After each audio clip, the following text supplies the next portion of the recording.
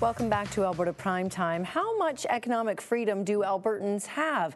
A new ranking is out and forecasting next year's oil prices. One tough gamble right now. That and more with the Monday Money panel now. Michael Ganley is editor of Alberta Venture Magazine. Shafik Hirani is a director with Investors Group Calgary. And Beth Hamilton-Keene is a director and portfolio manager at Mawer Investment Management. Good evening, everybody. Hello, Jennifer.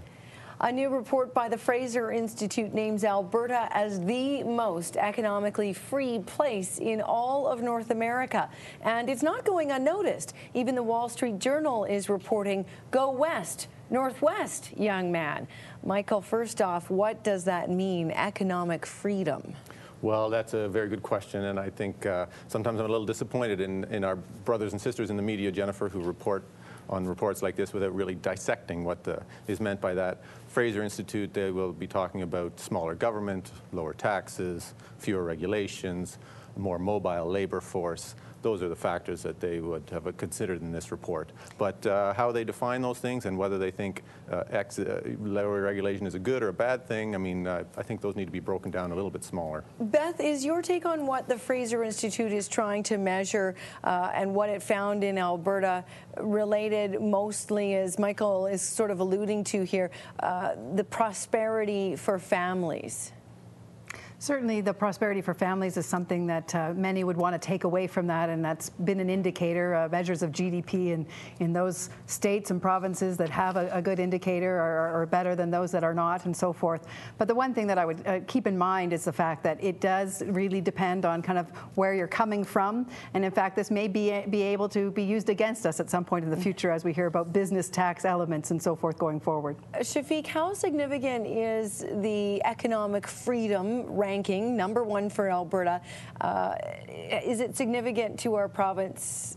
Is it maybe providing more publicity than we want? We've already got growth that's the envy of everyone else. Yeah, no, it's actually very good news. I mean, if you take a look at the Fraser Institute, I mean, they have 60 scholars, 3 Nobel laureates, and if you look at the stature, just who this report is coming from, it's excellent news in terms of the significance.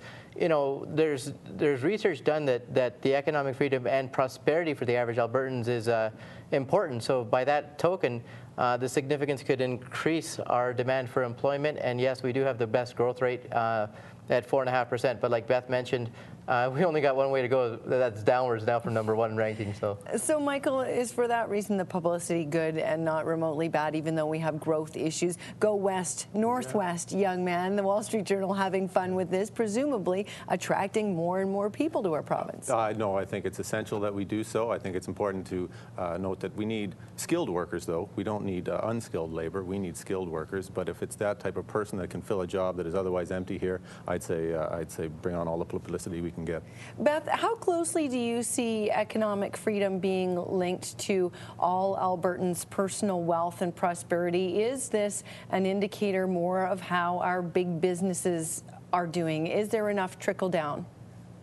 I believe there's lots of trickle down. In fact, when you take a look at the entrepreneurial advantage that we seem to have here in Alberta, that I think contributes quite dramatically to the end results. I think really what you want to look at is that the impact on the families, their ability to prosper, and certainly taxation and lower regulation, all those big headline items will all contribute positively to those. Albertans know that our wealth is definitely tied to the price of oil. Calgary-based Oil Sands Limited is forecasting a $5 reduction off the West Texas price for light crude from bitumen next year. Michael, is forecasting proving more difficult right now than some other years? What are you hearing? I don't think it's any more difficult. I think it's always been very difficult and continues to be so. Really, I mean, no one predicted fracking, the success fracking would have in bringing gas and oil to the surface in the U.S. and in other areas, northwestern Alberta too. And that nobody predicted that at all. And I think we still have a lot of questions about what's going to happen with fracking in the near future. I think, but these big oil companies, they're even trying to project out 10 years and 20 years, you know, and there I think we'll see solid oil prices, and many of these big projects have lots to succeed on. Shafik, 2013 oil prices, just so many external factors internationally perhaps that are giving analysts more question marks than answers. Yeah, it's like Michael alluded to, it's brutal. I mean, if you take a look at the last 5 years, oil's gone from 70 to 150, back down to 70, and back up to 140, and now it's settling at $85. And there's a lot of factors that play into that. One of them is, of course, supply.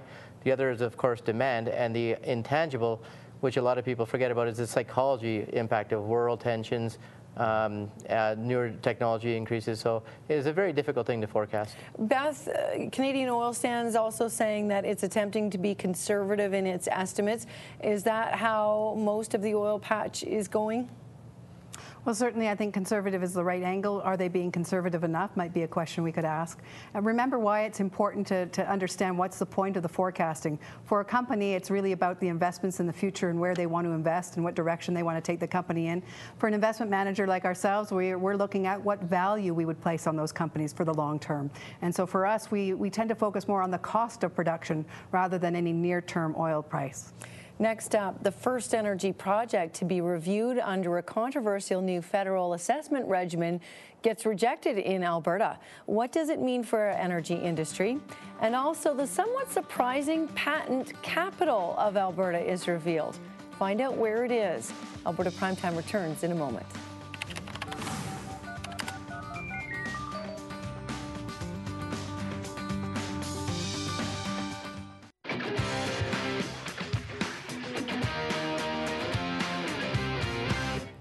Welcome back to Alberta Primetime and the Monday Money Panel. A major shallow gas project by Cenovus in the CFB Suffield National Wildlife Area has been rejected by Federal Environment Minister Peter Kent. It is the first application under a controversial new streamlined review process. This ruling, nearly 1,300 planned gas wells would endanger wildlife. Beth, there was fear the new rules passed back in spring would mean automatic approvals. Clearly not. Is there new thought in the business, perhaps, that they might be, as probably intended, better scrutiny than in past? Certainly there's the thought, and I think that we'll have to wait and see a few more judgments come out of the process before we can really deem that to be the solution, or certainly deem that to be the indicator from this. So I think it'll be a matter of wait and see. There's certainly the signal, though, that environmental counts and that this process will try and capture that. Shafik, what are you hearing about potential overall significance for the oil and gas industry? Yeah, you know, it's very important that Mr. Kent, the Environment Minister, doesn't get labeled as a rubber stamp Environment Minister. So I think it's important that he does reject as many. And I think if you look at the limelight going forward over the next 2 to 3 years, Canada has to be seen as environmentally conscious as well. And there's going to be a lot of controversy globally about these projects. So I think it's important, and like Beth alluded to, going forward, the streamlined process, we'll have to wait and see how it works out. And always better to have our ducks in a row if the criticism comes in. Well, no, we've had this very thorough review process. Michael, Alberta Venture always talking to movers and shakers. What sense are you getting? I think I'm a little bit cynical about the importance of this decision. This was in the works for 6 years, actually. The initial application was made, and Minister Kent is trying to make as much as he can of this on his way to Qatar and some more UN discussions on climate change. I don't think it wasn't a huge project to begin with. I mean, a lot of holes, but they weren't expected to be very rich ones. Gas is a very low price right now. I don't think anyone. We'll see what else happens. I absolutely agree with Beth. We need a little more time to see how this plays out, but I don't see this one setting any great bar, high or low. Beth, another thing that Albertans always watching, the Chinese economy, and something happening there that hasn't been getting a lot of attention. What's on your radar? Well, certainly over the weekend, some Chinese manufacturing data came out showing an improvement for the first time in a little while out of China, which lends towards optimism for that China is not going to continue in its softening environment. No guarantees at this point, but certainly it was a positive indicator and certainly one that many were watching for. But that's certainly been overshadowed by the continued concerns about the U.S. fiscal cliff or slope, or depending on what steep of gradient you want to look at.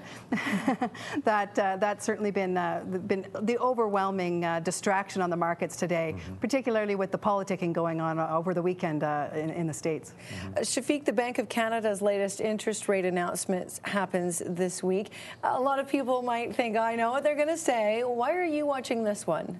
You know, you got to really look into the numbers. It looks like interest rates aren't going to be changing for a year, but we're all trying to get an idea of the wording by the Bank of Canada monetary policy to see whether, when and how much are interest rates going to tighten in 2013?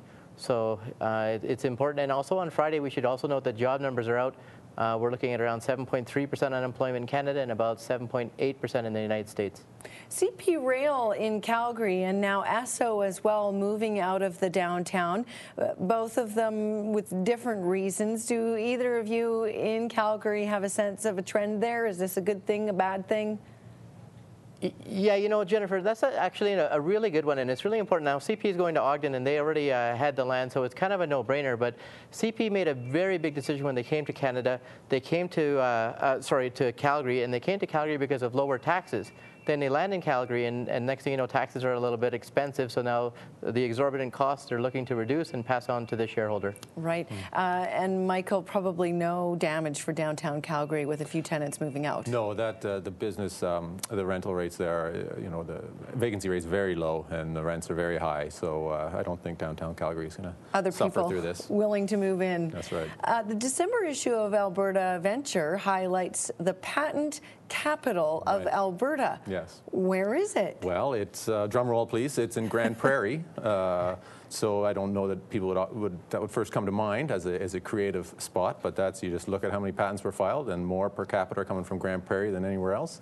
Some explanation is they have a lot of unique climate, unique landscape for their agriculture industry up there and for oil and gas, and they just need a lot of tinkering in the basement to figure out things. So they file more patents than any other Albertans. Just people on the job trying to find a better way to build the widget. Yep. Are you surprised by that, Beth? Is it a surprise to you that it wasn't downtown Calgary where companies like Halliburton have these massive high-tech complexes working on things?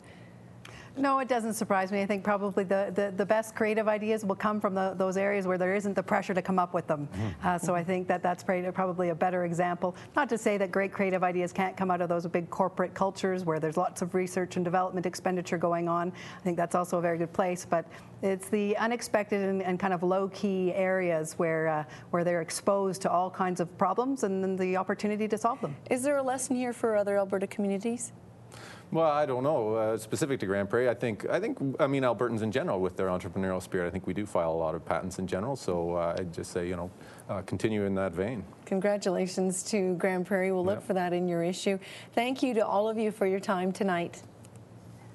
Thank you, Jennifer. Michael Ganley is editor of Alberta Venture Magazine. Shafik Hirani is a director with Investors Group Calgary, and Beth Hamilton-Keene, a director and portfolio manager at Mawer Investment Management in Calgary as well.